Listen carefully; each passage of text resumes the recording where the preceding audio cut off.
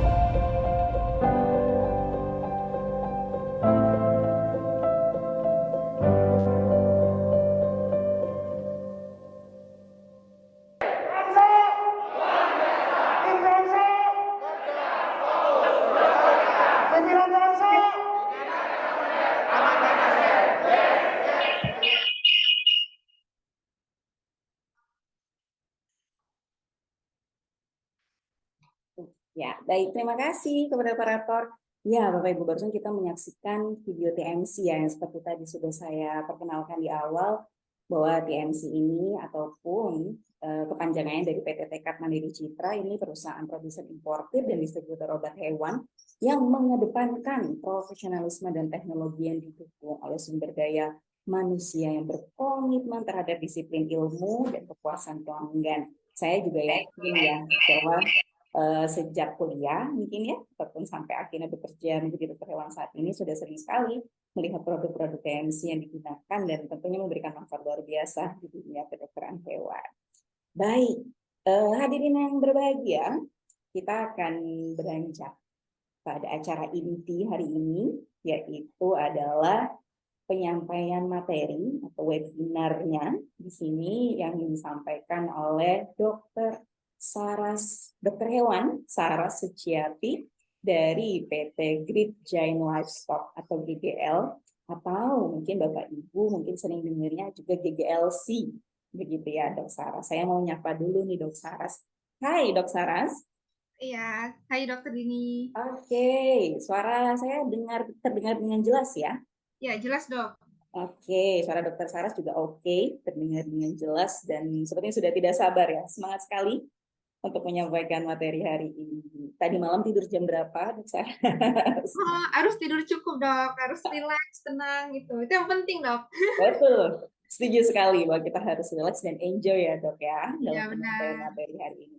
Baik Bapak Ibu, jadi ini saya perkenalkan, ini yang hadir, yang ada di layar Bapak Ibu saat ini, sudah di spotlight oleh panitia. Selain ada muka saya di sini yang bulat dan penuh pipi ini, di sini. Ini ada Dokter Saras di samping saya secara virtual. Jadi pembicara kita hari ini, Dokter Hewan Saras Suciati, ini merupakan dokter hewan. Kalau melihat dari tahun kelahiran ini saya bilang sangat muda ya, luar biasa sekali. Ini ada dokter Ya, hewan DOC, generasi DOC. Indonesia, generasi di Indonesia ini tentunya adalah masa depan dokter hewan di Indonesia. Beliau adalah kelahiran, bisa dilihat ya di layar, ini kelahiran 1998. Sudah boleh nyoblos ya dok tahun ini ya. Alhamdulillah. Jadi Sudah. nanti nyari jadi promosi wafat. Baik. Kemudian Dr. Saras ini merupakan alumni dari Universitas Brawijaya ya dok ya. Iya. Lulus di tahun 2020 untuk gelar dokter hewannya, betul ya dok? Ya, oh ya, profesinya ketinggalan dok. Ah, Dari tidak masalah. 2022 dok. Ke DRH. Tidak, iya, tidak masalah mau telat atau tidak, yang penting sekarang jadi dokter hewan. Gitu ya, sudah jadi dokter Alhamdulillah. hewan dan alhamdulillah sekarang sudah bekerja ya di PT GGL ini ya. Saya tidak apa-apa ya dok, menyingkat namanya tidak ada masalah ya dok Ya, Saras. nggak apa-apa, tidak apa-apa dok. Oke, di PT GGL ini. Kemudian ini kalau saya bacakan semua ini non formal studinya ini saya Aduh. khawatirnya akan sangat banyak begitu ya. Jadi memang kita bisa lihat di sini ketertarikan Dokter Saras ini sejak kuliah memang into sekali bahwa memang sepertinya cinta sekali ya dengan kesehatan hewan tentunya gitu Dok Saras, dan alhamdulillah saat ini sebagai wanita nih juga eh, terjun di lapangan dan di hewan besar ya Dok Saras ya di Iya Lampung benar. ya. Baik, kemudian ada juga prestasi di sini oleh Dr. Saras. Ini, wah ini sepertinya harusnya kemarin panitia meminta dalam bahasa Inggris ini ya. Oh, itu Mungkin lain zaman-zaman kali ya. sekolah itu dok. Oke, lain kali kita adakan dalam sesi bahasa Inggris ya, Dr. Saras. Oke, kemudian juga ada work experience yang juga telah dilakukan oleh Dr. Saras. Mungkin cukup ya untuk CV-nya. Nanti kalau ada yang mau kenalan lebih lanjut dengan Dr. Saras, saya rasa akan lebih baik kontak langsung ya. Kalau tanya sama saya juga nanti jadi so tahu gitu ya tentang Dr. Saras ini. Suka makan apa dok? Nah itu nanti boleh ditanyakan secara pribadi. Ya, Sudah nomornya udah menikah tertera ya belum dok. dok? Gimana ya Dok Saras? Nomornya sudah tertera ya dok.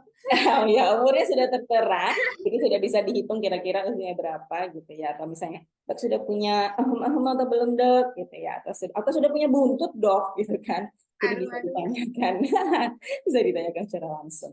Baik, Dokter Saras, jadi mungkin saya sedikit reminder gitu dok, bahwa nanti waktu penyampaian materinya adalah sekitar 30 menit cukup, atau mau 2 Ya. jam dok?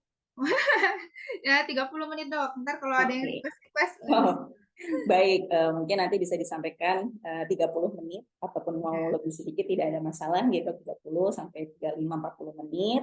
Kemudian nanti kita akan lanjutkan dengan sesi tanya jawab di forum diskusi, di mana di forum diskusi ini kepada hadirin sekalian untuk penanya yang ingin mengobrol langsung dengan Dr. Saras akan kami persilahkan dengan pertama melakukan raise hand gitu ya. Jadi ada fitur di Zoom itu yang bisa digunakan gitu, yaitu raise hand. Nanti bisa dicari di menu bagian bawah, itu ada tulisan raise hand atau alias bahasa kerennya adalah angkat tangan gitu ya. Kalau kita ketemu langsung di kelas ataupun di webinar langsung, kita angkat tangan. Ataupun kepada hadirin yang ingin menanyakan secara tertulis juga nanti akan kami berikan link untuk memberikan pertanyaan. Jadi mohon maaf untuk tidak menuliskan pertanyaannya di chat Zoom gitu ya. Saya ingatkan seperti itu.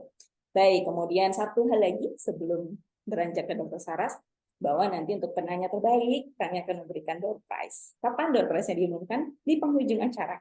Jadi kami harapkan untuk tetap stay tune, nah, gitu ya bahasanya biasanya, tetap bersama kami hingga akhir acara nanti karena pengumuman door prize-nya akan ada di ujung. Baiklah. Ada yang mungkin ingin ditanyakan lagi, Dok Saras, sebelum kita mulai sesinya, Dok Saras? Cukup jelas, Dok. Oke, baik. Kalau sudah cukup jelas semuanya, maka untuk sesi webinar ini, penyampaian materi, saya serahkan kepada Dok Saras. Silakan, Dok Saras. Baik. Izin, Dok Dini, saya izin share screen, Dok. Silakan. Sudah bisa ya? Sudah diberi izin seperti ini. Masih belum bisa, Dok? Saat ini boleh dicoba, baru sedetik kayaknya diubah. Oh ya. Oh, iya.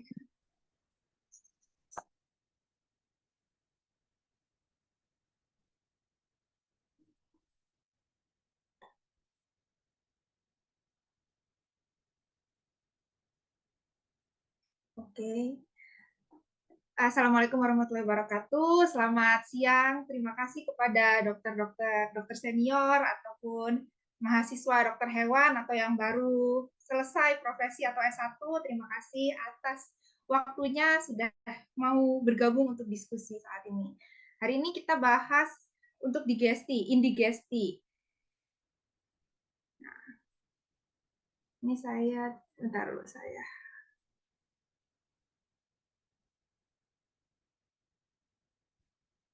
Oke.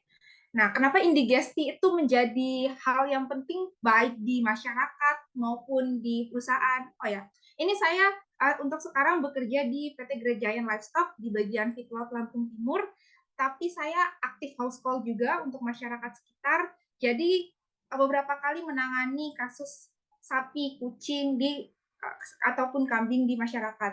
Dan sering kali juga keluhannya dari masyarakat, sapinya tidak mau makan atau tidak mau regurgitasi atau ambruk atau kurus dengan cepat, tahu gitu, flanknya jadi dekok dengan cepat gitu.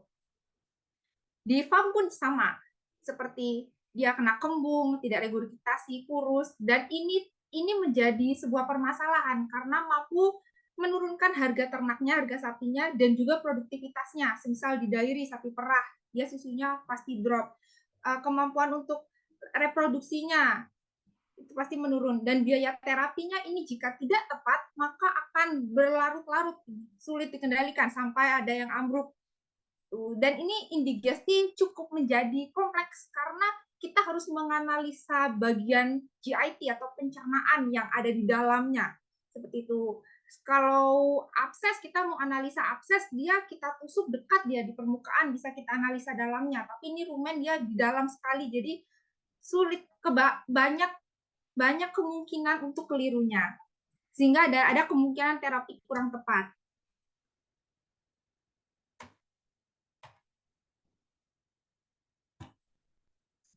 Oke. Nah, kalau kita lihat anatomi rumen yang normal, itu di dalam rumen itu banyak sekali bakteri dan protozoa. Karena si sapi ini diciptakan, dia mampu mengkonsumsi serat-serat yang kasar. Yang biasanya hewan-hewan lain itu, ini terlalu kasar untuk mereka, tapi si sapi bisa. Makanya si sapi dibantu oleh bakteri dan protozoa. Di mana bakteri dan protozoa ini juga nanti memberikan bakteri protozoa yang mengalami kematian nanti diserap kembali oleh sapi, sehingga dia menguntungkan sekali bakteri dan protozoa atau mikroba ini. Dan kalau kita lihat di dalam lambung atas, kalau kita indigesti lebih ke fokusnya ke first stomach atau lambung atas. Itu di lambung ada urutannya dia. Nih, seperti apartemen. Yang bagian bawah itu dia ada sedimen-sedimen atau biasanya tidak sengaja makan pasir itu akan berkumpul di bagian bawah. Kemudian di level 2-nya ini ada yang cair dia. Kental-kental cair. Biasanya ini yang sudah bisa diserap atau masuk ke dalam retikulum, omasum ataupun abomasum untuk berikutnya. Dan kemudian ini di atasnya lagi ada seperti serat-serat ataupun misalnya ada gaplek-gaplek yang belum kecerna, nanti dia di atas ini, di level 3 ini, nanti dia akan selanjutnya balik lagi untuk melakukan regurgitasi. Kemudian yang paling atas sendiri, dia ada gas. Nah, gas ini kalau kebanyakan, terlalu banyak terakumulasi, tidak bisa di sapi ini sendawa gitu, tidak bisa dikeluarkan saat regurgitasi, maka ini menyebabkan bloat.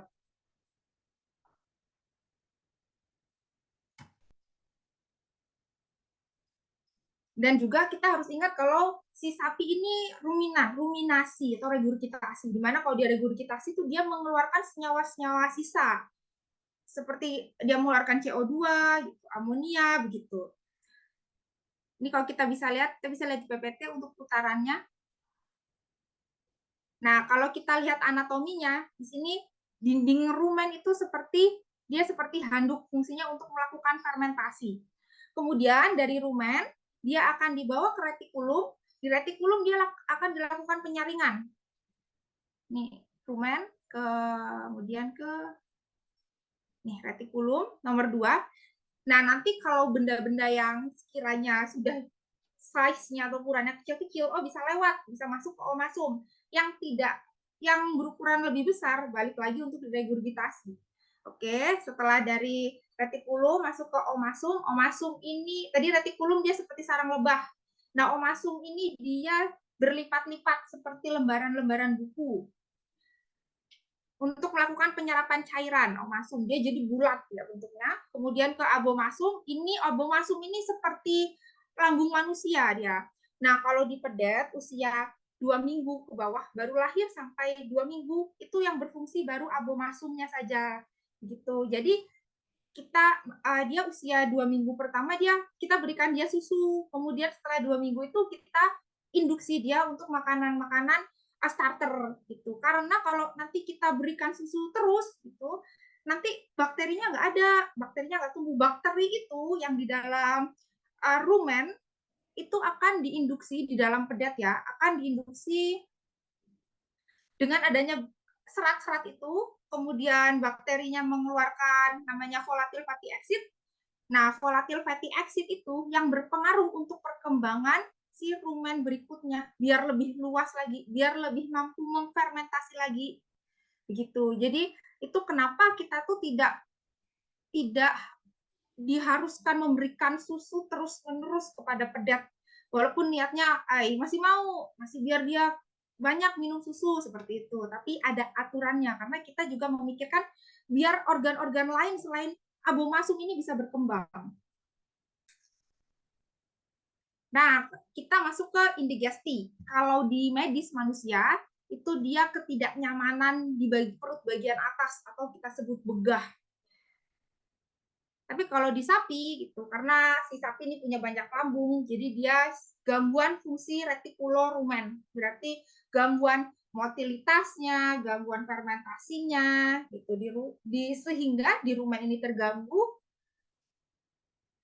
dan di sini dia melibatkan masalah-masalah abnormal motilitas dan fermentasi, dan indigesti ini dia banyak ya jenis-jenisnya. Namanya begah. Begah itu kalau di manusia bisa karena dia GERD, bisa karena dia MAH gitu. Sama kalau di sapi. Bisa karena simple indigestif. Ini dari yang paling simple ya, sederhana. Yang paling mudah itu biasanya sakit datang dari mulut yang mempengaruhi rumen. Salah makan gitu. Jadi ini tapi pH-nya normal atau sedikit meningkat. Kalau pH rumen yang normal itu dia 6,2 sampai dengan 7. Tapi kalau simple indigesti ini dia bisa naik, tapi cuma sedikit begitu. Jadi dia bisa kita tunggu 1-2 hari, biasanya dia kembali normal. Biasanya kaget dia makan ada perubahan, atau biasanya makan yang rumput-rumput tua atau dapat rumput muda seperti itu. Kemudian yang secondary indigesti, ini adanya pengaruh dari penyakit lain yang berimbas terganggunya rumen. Misalnya kena endotoksemia atau dari abomasal reflux, jadi gangguannya ini di stomach yang bagian belakangnya, kemudian dia mempengaruhi atau mengganggu dari for stomach-nya dia. Kemudian juga ada aksid indigesti. Ini di mana pH rumennya turun. Jadi 5,5 sampai 5,9. Ini biasanya kalau asid ini dipengaruhi oleh makanannya. Kalau dari bahkan itu kalau di luar negeri sapi-sapi itu ada yang diberi makan makanan sisa-sisa dapur seperti tepung-tepungan seperti itu atau roti-rotian, itu bikin dia asid, asam. Terus alkalin indigesti ini ketika pH rumennya meningkat. Ini dia sampai 7,5 sampai 8,6.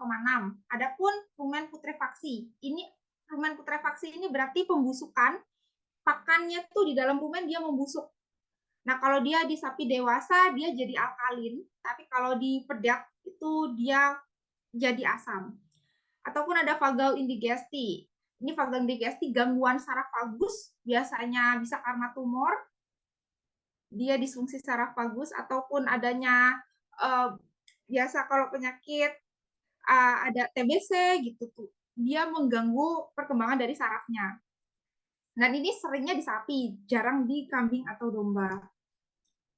Ini tadi penyebab indigesti bisa perubahan pakan mendadak, jadi dia mengganggu fermentasi. Jadi si rumen ini dia kan di dalam hewan, di dalam makhluk hidup ada makhluk hidup lain. Di dalam sapi ini ada protozoa sama mikroba. Kita harus memikirkan protozoa dan mikroba ini saja, tidak hanya si sapinya makan, oh senang gitu. Ternyata protozoa dan mikrobanya dia tidak senang. Tuh, terlalu banyak pemberian urea pada pakan. Urea ini biasanya digunakan sebagai feed additive. Tapi kalau kita kasih terlalu banyak, dia bisa menyebabkan alkalosis.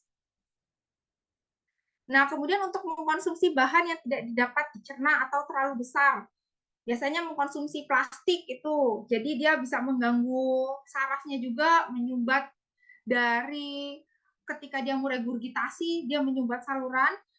Dan kalau di luar negeri ini juga ada reportnya kalau si sapinya ini terjadi indigesti karena makan apel dan beet gitu. Dia lupa mengunyah, jadi ketelan semua, jadi nggak bisa dibalikin.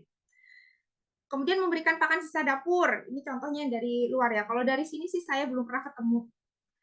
Dia bisa bikin asidosis. Mengkonsumsi pakan yang sudah tidak baik.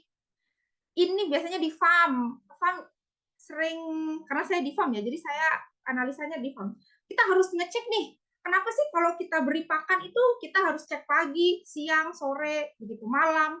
Kita pegang pakannya, kita rasakan apakah itu ada bau, apakah ada suhunya perubahan. Biasanya pakan yang busuk ini atau yang sudah tidak baik, dia jadi panas. Panas sekali ketika kita, walaupun permukaannya dingin, ketika kita masukkan tangan kita, itu dia panas dalamnya. Kalau sudah level kita biarkan saja tuh, nanti bisa ada larva atau lalat menetaskan telurnya di situ. Dan juga baunya. Baunya kalau dia kita beri silase kan dia asam gitu. Tapi asamnya asam segar kalau dari silase. Kalau dia dari pembusukan, dia asamnya lebih menyengat. Oke, dan gangguan dari penyakit lain.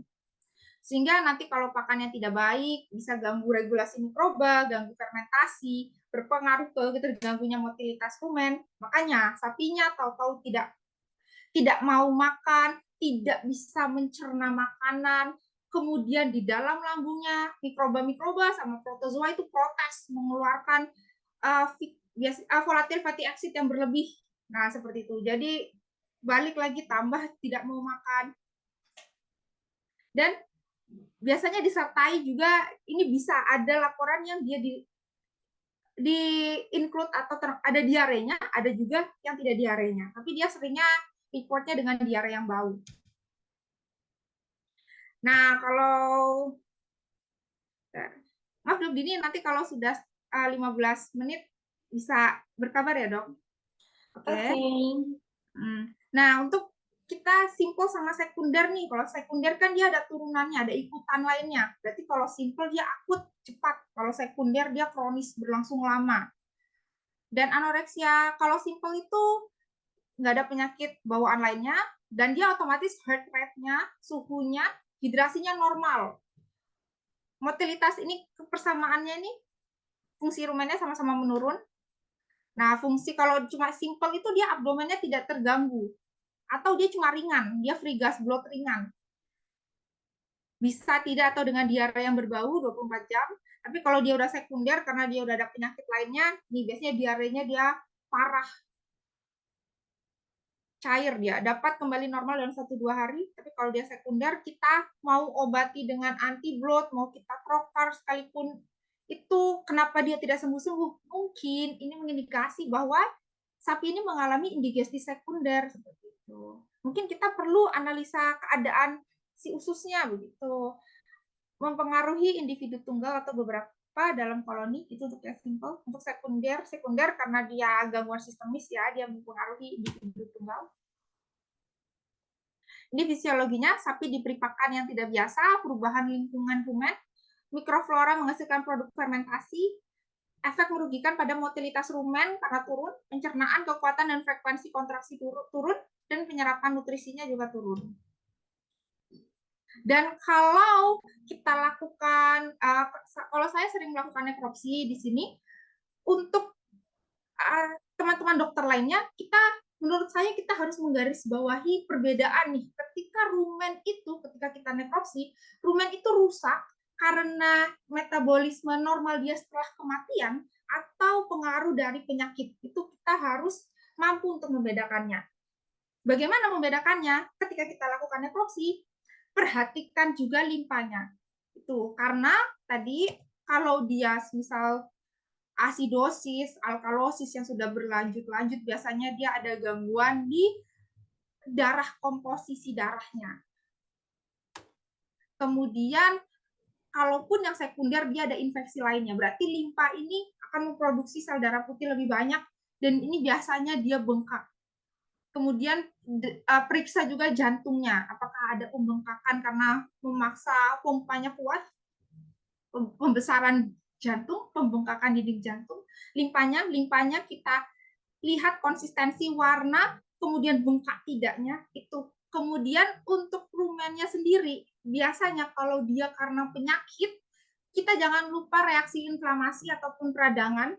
Kalau dia karena penyakit, akan ada lining atau kayak batas merah gitu, karena di situ ada kerusakan di epitel pembuluh darahnya dia.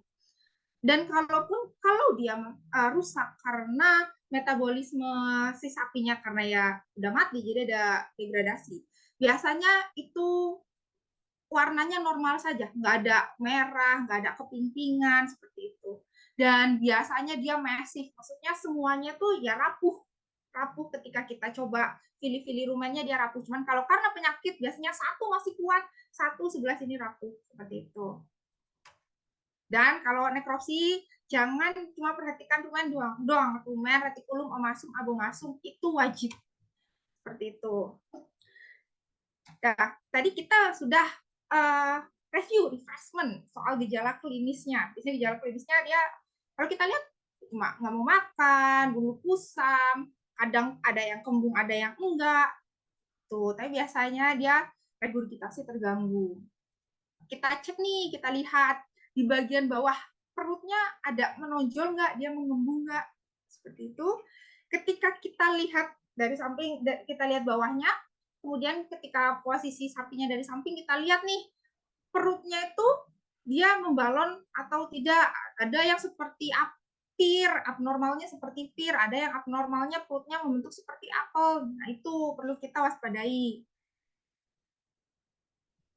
Oke, kemudian ini kita pakai stetoskop untuk mendengar resonansi di dalamnya. Jadi ini kita pasang stetoskop ini, kita untuk mendengarkan ini ya, area rumen dan lebih tepatnya rumen semua ini. rumen untuk di bagian flanknya. Ada ini disarankan juga flank kanan kiri untuk mendeteksi rumen dan ususnya juga kita bisa dengar. Ini kalau di kita flanknya kita tekan, kita tinju, kemudian di sini kita pasang stetoskop ini untuk mendengarkan kontraksi dari rumennya. Kalau rumen yang normal, dia akan berkontraksi sekitar 0,5 sampai 1 per menitnya. 0,5 sampai dengan 2 per menitnya. Jadi kalau biasanya perhitungannya itu ditunggu sampai dengan 3 menit. 0,5 sampai 2 kontraksi per menit. Oke. Kemudian ini kita juga lakukan, kita ini ya, kita sentil, tapi kuat nyentilnya. Jadi nanti ada suara duk duk duk begitu. Atau dia nanti tung tung tung ting ting ting seperti itu, ada bunyi yang beda. Itu kan tergantung, berarti kalau di dalamnya berarti bisa mengindikasi dalamnya apakah isi gas, apakah isi cairan, apakah dia padat, firmness, isinya padatan. Nah, dan jangan lupa kita cubit juga pundaknya, Witcher pinch. Jadi kita cubit punggungnya buat deteksi apakah ada nyeri. Biasanya ini juga untuk deteksi dari rumen ada hardware disease, dari rumen menusuk paku ke jantung begitu. Ini bisa deteksi, ataupun dia ada abnormalitas nyeri di abdomennya. Nanti dia biasanya bergeraknya seperti orang kesakitan, kaget. Kaget, lebih ke marah kagetnya. Nah, ini temuan saat palpasi, ukuran rumennya. Ini kan tadi untuk yang indigesti. Bisa rumennya bisa, kalau yang simple indigesti, ukuran rumennya normal, isi air dan konsistensinya dia lumpur. Kalau simple indigesti, rumen dapat terasa penuh dan padat saat palpasi, jadi kita harus analisa cara koleksi rumen. Nah, biasanya kalau kita yang umum itu kita lakukan dengan pengamatan visual, kemudian kita auskultasi, palpasi. Nah, kalau di luar ini udah sering melakukan koleksi rumen, bisa lewat stomach tube, rumen fistula, ataupun ruminosentesis. Ini tadi kita harus waspadai faktor risikonya, penyebabnya ada perubahan pakan yang kurang baik ya, terus persediaan hijauannya yang terlalu sedikit, ataupun ada penambahan bahan baku lain. Jadi kita penting untuk selalu mengecek keadaan pakan sapi kita, jangan hanya sudah dikasih makan gitu. Nah, ini untuk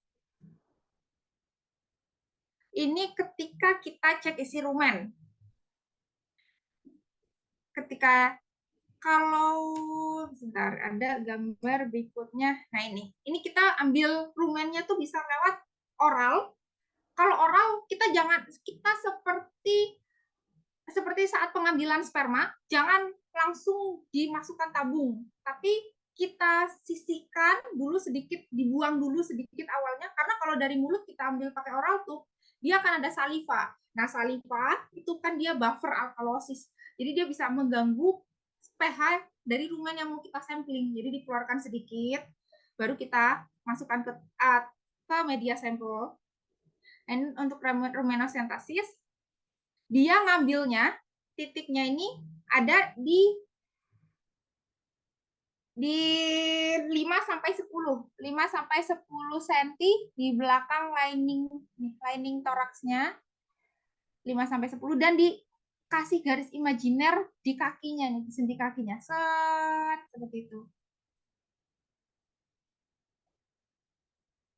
Nah, ini jarumnya juga jarumnya khusus kalau saya baca. Tapi dia ukurannya ada yang 12G, ada yang 10G.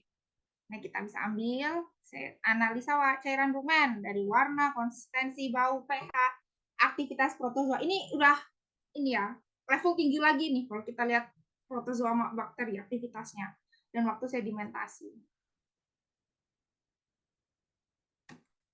Nah, ini nanti bisa buat panduan teman-teman dokter hewan.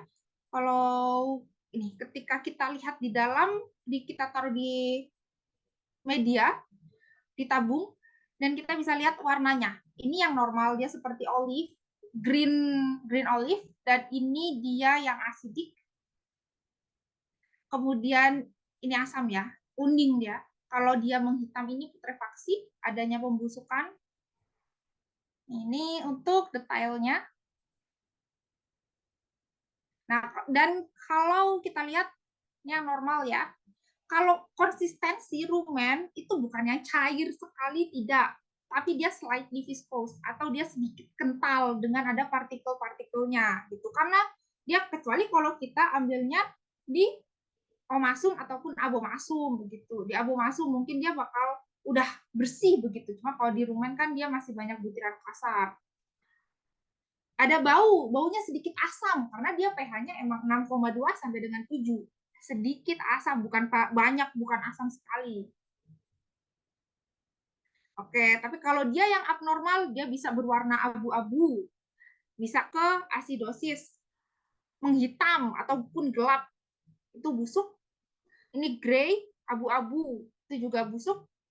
Yellowish, ini terlalu banyak biji-bijian. Kemudian dia konsistensinya kalau abnormal bisa ada berbusa. Kemudian dia baunya bisa ada itu bau asam ataupun bau busuk atau bau amonia. pH-nya kita perlu cek pH-nya. Untuk kenapa harus cek pH? Karena kita nanti perlu tahu dia asinosis atau alkalosis. Jadi treatmentnya kita mau dikasih buffer biar yang basah atau kita beri zat-zat yang asam seperti itu. Turbinosentesis. Oke, kemudian kita juga bisa lihat dari tadi ketinggalan. Kita juga bisa ini ya, merasakan rumen dari palpasi rektal. Rumen di palpasi rektal sebelah kiri. Hanya rumen yang terasa kalau dari bagian ini ya, rumen retikulum masuk yang normal. Tapi kalau dia ada left displacement abomasum, LDE atau RDE. Nah, abomasumnya ini bisa terasa ketika kita palpasi. Kalau abomasumnya terasa, bukan berarti, wah ini saya dokter pro ini bisa ngerasain abomasum. Wah, jangan-jangan itu indikasi adanya LDE atau RDE. Kita harus lakukan, jadi kita dengarkan apakah ada abnormalitas ketika kita tekan, kita tonjok di bagian flanknya, apakah dia kembalinya normal atau tidak, seperti itu. Nah, dari feses kita juga bisa tahu keadaan di dalam perutnya bagaimana. Ini bisa juga jadi, semoga bisa jadi masukan juga buat teman-teman. Nah, misal apakah kalau dia kering terus dia ada mengkilat-mengkilatnya, itu kan berarti dia adanya dehidrasi. Nah, yang normal itu dia yang agak benyek-benyek seperti itu. Lunak. Dan warnanya dia agak kehijauan. Ini kalau dia bisa diketahui kalau misalnya ada partikelnya terlalu besar, itu berarti terlalu cepat di dalam rumen, bisa mengindikasi adanya hal lain. Ini sangat detail ya. Semisal ada partikelnya kecil-kecil, oh berarti di lambungnya tuh terlalu lama tercerna, adanya gangguan abomasal displacement. Terus misalnya ada biji-bijiannya kok masih utuh-utuh jagungnya gitu. Terus oh ini ada apakah terlalu banyak pemberian, apakah dia terjadi asidosis, terus ada baunya, seperti itu. Oke, kita masuk ke setelah kita tahu itu indigesti, terus kita sudah deteksi pakai pH. Nah, supportive care-nya ini kita perlukah terapi cairan? Tadi apakah dia fesesnya sudah kering sekali sehingga dia perlu resusitasi? Kemudian kita terapkan terapi asam basa. Modifikasi dietnya, kalau bisa lebih baik kita berikan hijauan dulu yang banyak, hijauan jadi memperingan kerja dari rumennya. Dan juga diusahakan kalau bisa hijauannya ini dicacahnya besar-besar karena kita ingin dia melakukan regurgitasi. Kalau dia cacahannya terlalu kecil, kita berpikir biar mudah dicerna gitu. Nanti dia tidak terjadi regurgitasi. Karena regurgitasi ini kan dia menyaring, oh mana nih hijauan yang besar-besar, nanti dikeluarkan lagi untuk mengeluarkan buffer, saliva, seperti itu. Kemudian umum juga dilakukan transfaunasi umum di luar negeri itu dilakukan transfaunasi, yaitu kita ambil cairan dari sapi sehat diberikan ke sapi sakit. 8 sampai 16 liter. Itu untuk beberapa hari. Jadi cukup banyak ya ini. Kalau probiotik, ada jurnal yang bilang diberikan probiotik bagus, tapi ada juga jurnal yang bilang sebaiknya kita fokus dulu deh ke transfaunasi. Kalau transfaunasi nggak bisa, ya udah baru kita kasih probiotik. Karena transfaunasi kan dalamnya juga sudah kita berikan bakteri-bakteri sehat. Nah, kemudian pemberian oral fluid hangat. Misalnya kita mau berikan dia glycolic acid ataupun elektrolit lewat oral. Airnya diusahakan yang hangat-hangat kuku. Injeksi suportif, vitamin B bagus. Kemudian sapi dengan indigesti ringan dapat rawat jalan dengan pemantauan. Untuk terapi tujuannya kita mengembalikan fungsi mikroba-mikrobanya, protozoanya, mengembalikan lingkungan normal lambung atas. Jangan sampai fili-filinya hancur dulu, tunggu sampai 7 hari baru kita terapi, seperti itu. Jadi kita usahakan agar secepat mungkin mengembalikan lingkungan sebelum kerusakannya semakin parah. Nah, ini rumen transfaunasi.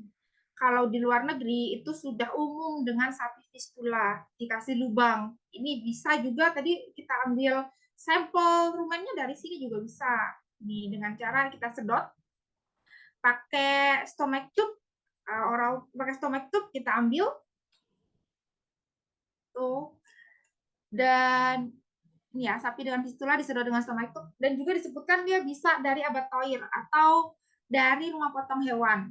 Tapi yang kita harus garis bawahi ya, kalau kita mau melakukan transfaunasi, pastikan itu berasal dari sapi yang sehat, dan kalau bisa diusahakan sapinya tuh mix atau campuran pakannya itu sama gitu dengan sapi yang lagi sakit ini.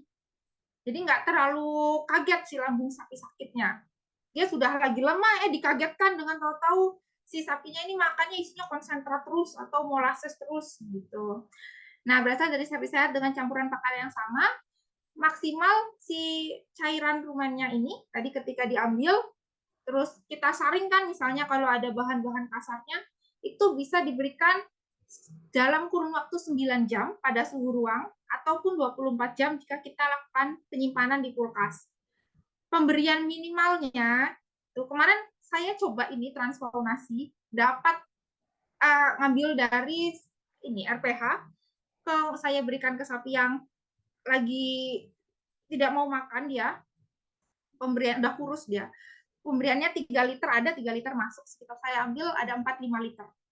Nah, minimal 3 liter, optimumnya jika mau 8-16 liter, dan dilakukan selama beberapa hari. Dan kemarin ketika saya coba, bisa masuk, tapi dia ada, kita harus pastikan bahwa si stomach tube-nya atau bisa pakai selang atau bisa pakai, biasanya bisa pakai besi kecil, itu kecil doang ya, cuma biar masuk ke mulutnya, bukan nyampai ke lambungnya, tidak. Nah, itu pastikan dia tidak menusuk ke arah saluran respirasinya gitu. Dan biasanya dia akan hipersalivasi. Kemarin dia hipersalivasi 24 jam setelah pemberian, habis itu hipersalivasinya hilang.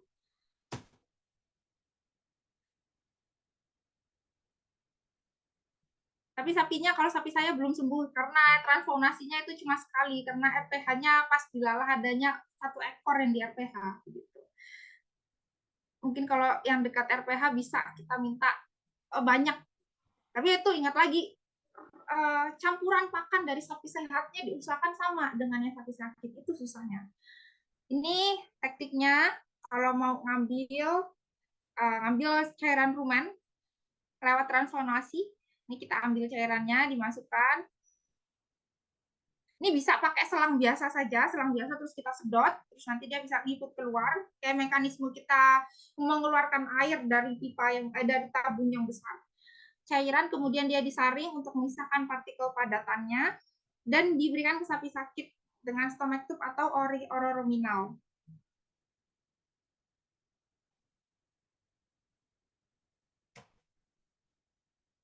Baik. Ini tertutup ininya, Dok. Oke. Nah, untuk terapinya ini bisa kita juga pastikan pH rumen dulu ya. pH rumennya kan dia normalnya 6-7, kita sudah cek dengan rumenosintasis dan atau oral stomach tube. Kalau dia terjadi perubahan pH asam, kita bisa kasih magnesium hidroksida atau magnesium oksida. Ini dosisnya. Ataupun kalau dia pH-nya alkali, kita bisa kasih yang asam asetat 4-10 mili 4-10 liter per ekor oral atau oral nominal cup, atau kita juga kasih vinegar.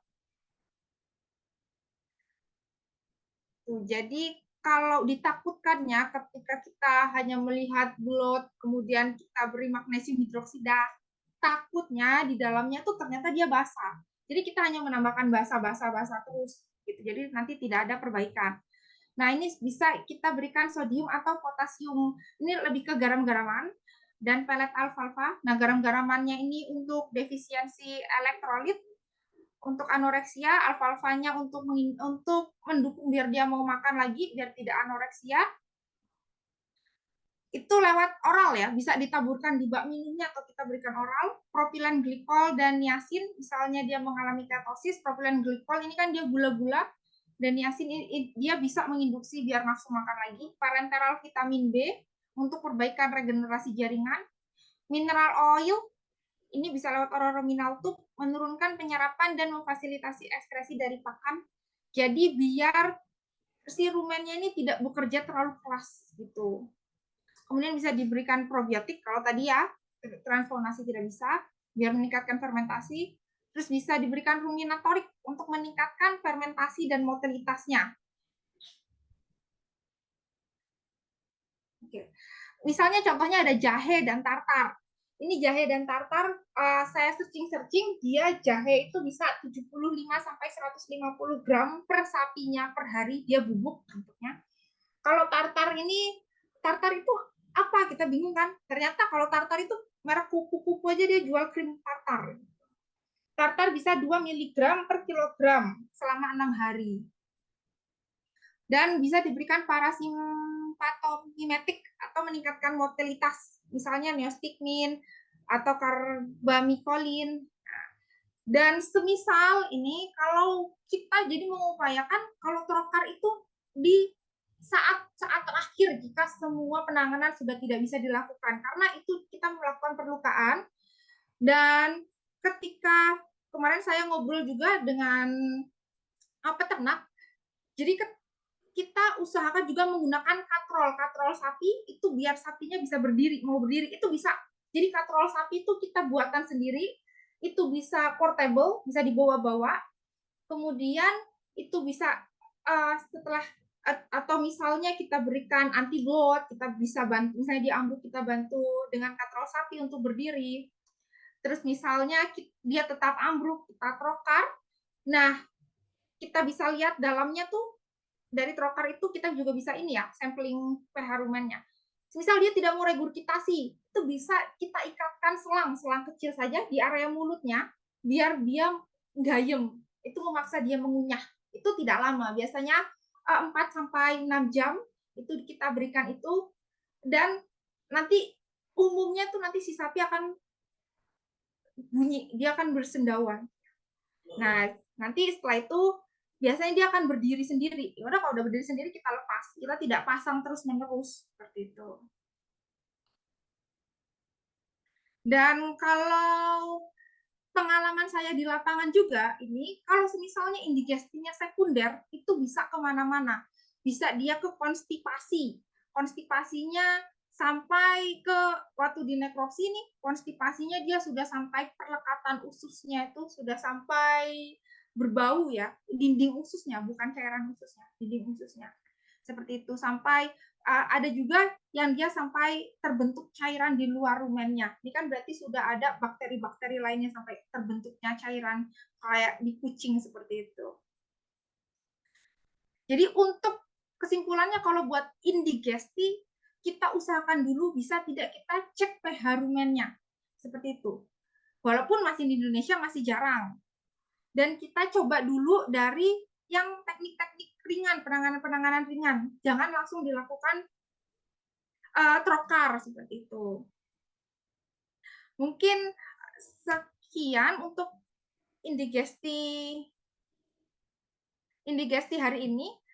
Dok, ini udah pas 30 menit ya, Dok? Saya timer juga ini soalnya. Aman, Dok. Oke, kita bisa lanjut ke sesi tanya jawab, Dok, ini. Boleh, baik, Oke, terima baik. kasih. Mungkin, iya. Mungkin boleh tolong di stop share dulu ya, Dr. Saras. Baik, terima kasih. Baik, terima kasih Dr. Saras untuk overview ya. Ini karena jadi sponsor kami yang kedua hari ini terlaksananya webinar seri 1 ini dari beberapa seri yang akan kami laksanakan adalah dari FED Indonesia, yaitu sebuah media company yang sudah berdiri sejak tahun 2016, di mana FED Indonesia ini saat ini sangat berfokus atau bisa ditemukan di mana? Bisa ditemukan di Instagram dengan nama akun FED Indonesia, dan saat ini FED Indonesia ini sudah memiliki 11 ribuan follower. Jadi ngapain aja nih FED Indonesia? Jadi mereka menyediakan jasa untuk promosi iklan, kemudian juga ada merchandise FED, kemudian juga sebagai media partner seminar, dan juga sebagai media untuk educating atau mengedukasi terkait scholarship atau beasiswa untuk studi lanjut tentunya di bidang kedokteran hewan.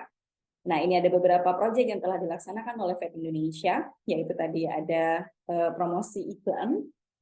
Jadi, jika mungkin para hadirin ingin memberikan iklan, membutuhkan media iklan, bisa menghubungi ke FED Indonesia, seperti lowongan kerja, ataupun mungkin ada promo sesuatu di perusahaannya, silakan bisa menghubungi FED Indonesia di Instagram, salah satu yang paling gampang di FED Indonesia. Kemudian juga FED Indonesia ini bisa menjadi media partner untuk seminar-seminar ataupun acara-acara, sehingga kami membantu dalam penyebaran informasi acara tersebut. Kemudian FED Indonesia juga pernah melakukan webinar yang berfokus pada career development, dan ini menariknya adalah memang fokusnya di kedokteran hewan. Jadi FED Indonesia pernah mengundang dokter hewan yang memiliki spesialis, cukup menarik ya, menggunakan kata spesialis karena memang belum ada sekolahnya kalau di Indonesia. Namun kami FED Indonesia ini mengundang dari luar negeri. Saat itu ada yang sekolah di Amerika dan juga di New Zealand dan juga di Amerika, maaf. Ini ada terkait dengan bidangnya di kulit dan juga ada di bagian patologi anatomi. Dan juga pernah mengundang dokter hewan yang bekerja di luar negeri. Jadi sharing terkait bagaimana sih kondisi bekerja sebagai dokter hewan di luar negeri. Dan juga pernah berbicara terkait poultry vaksin dan juga bagaimana feedlot dan juga breeding farm. Nah, ini tadi juga disampaikan bahwa di FED Indonesia Bapak Ibu sekalian bisa mendapatkan atau bisa memesan merch. Ini ada kaos yang memiliki tagline yang sangat khas ya, FED Indonesia, bahwa tahu bahwa ini ada dokter hewan Indonesia. Dan bagaimana cara pesannya? Tentunya bisa menghubungi ke FED Indonesia secara langsung. Dan tentu kaos ini bisa digunakan sehari-hari ataupun juga ke lapangan tentunya, dan ini menjadi identitas bahwa Bapak Ibu ini atau hadirin sekalian adalah seorang dokter hewan Indonesia. Kemudian, nah ini ada sedikit pesan dari FED Indonesia bahwa mereka akan melaksanakan gebiar beasiswa, yaitu terkait webinar. Kemungkinan di sini ada Bapak Ibu yang ingin melanjutkan sekolah dan membutuhkan biaya tambahan atau sponsor ya, bukan sponsor dari pasangan ataupun keluarga. Nah, ini bisa mengikuti acara yang akan dilaksanakan oleh FED Indonesia. Untuk series pertamanya akan dilaksanakan di bulan Januari ini, jadi bisa dipantengin di Instagram FED Indonesia. Baik, jadi sekian untuk yang FED Indonesia. Semoga bisa membantu terkait share informasi di FED Indonesia ini sendiri. Dan kemudian satu lagi sebelum saya mengumumkan terkait door prize-nya adalah saya mengundang ada Dr. Nabila. Halo Dr. Nabila. Halo Dr. Tini. Oke. Boleh ya, Dr. Nabila akan sedikit sharing terkait apa itu FED Education Academy yang melaksanakan webinar hari ini dan juga di series selanjutnya. Monggo Dr. Nabila. Iya, baik. Terima kasih Dok Lini. Assalamualaikum warahmatullahi wabarakatuh. Terima kasih atas waktunya. Izinkan saya mengenalkan ini kami dari Vet Education Academy, mungkin dokter-dokter belum pernah dengar ya untuk Vet Ed itu sebenarnya apa.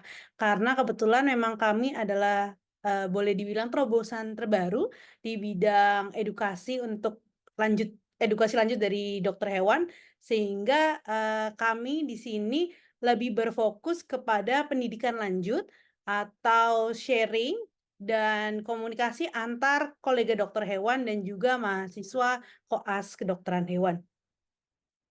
Boleh di next, dokter? Ya.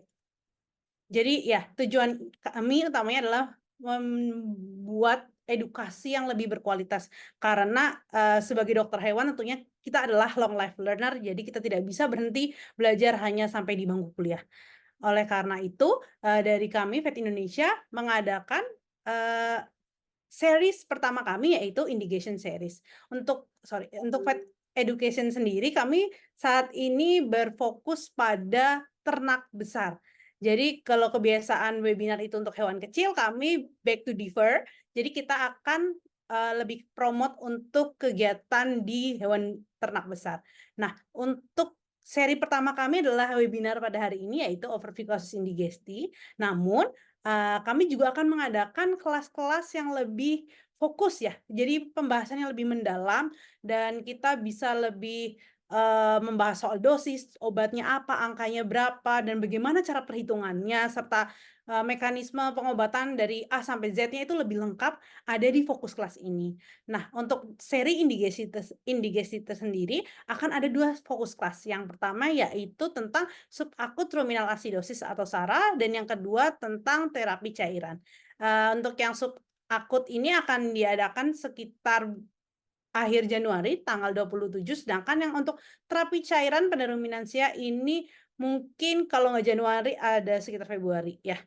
Nah, untuk fokus kelas sendiri ini berbayar, namun fasilitas yang dapat diberikan adalah kami memberikan sertifikat ber-SKPB. Jadi yang berbeda dengan webinar ini yang tidak ber-SKPB, untuk fokus kelas kami memberikan sertifikat ber-SKPB, juga kami akan menyediakan forum diskusi khusus dengan pembicaranya. Jadi setelah selesai webinar tuh tetap bisa bertanya gitu kepada pembicaranya. Begitu. Habis itu materi dan regulasi tentu saja akan diberikan. Nah, kebetulan kami mengadakan promo gitu. Jadi untuk pendaftaran tercepat ini akan mendapatkan promo 100.000 saja untuk 2 kelas tersebut. Namun apabila melewati masa promo maka akan menjadi 100.000 per kelas. Tapi apabila langsung mendaftar 2 kelas maka dapat diberikan diskon. Oleh karena itu, apabila dokter-dokter berminat, nanti informasinya akan kami share lagi di grup ya WhatsApp yang kemarin sudah dokter pada join, akan kami drop di situ, nanti silahkan bisa langsung mendaftar. Terima kasih, cukup dari saya, kembali kepada MC.